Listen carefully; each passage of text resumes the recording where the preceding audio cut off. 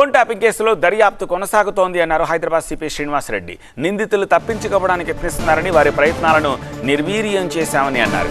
ఇప్పటికే అన్ని ఆధారాలు సేకరించామని చెప్పారు.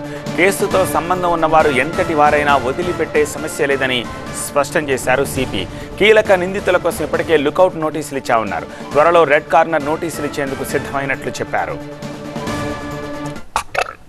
We are taking arrest warrant. After that red corner అవన్నీ వస్తాయి. రప్పించినాక మా దగ్గర సమగ్ర సమాచారం ఉంది ఆల్రెడీ. వాళ్ళు ఎంత ట్రై చేసినా కూడా దీన్ని నాశనం చేయాలని మేము కష్టపడి దాన్ని బిల్డ్ చేసాము. లాజికల్ సీక్వెన్స్లో పోవాలి. ఎందుకు వస్తుంది మీకు ఆ డౌట్? ఆఫీసర్ వరకే, పొలిటికల్ లీడర్ ఎవరు వస్తే వాళ్ళు వెళ్తారు. సిస్టమేటిక్గా పోతాం.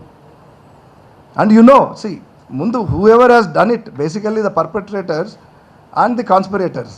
సో పర్పెట్రేటర్స్ని మనం ముందు కన్సాలిడేట్ చేసిన తర్వాత కాన్స్పిరేటర్స్ అబెటర్స్ వాళ్ళు వస్తారు. To me, there is no difference. Any accused is an accused.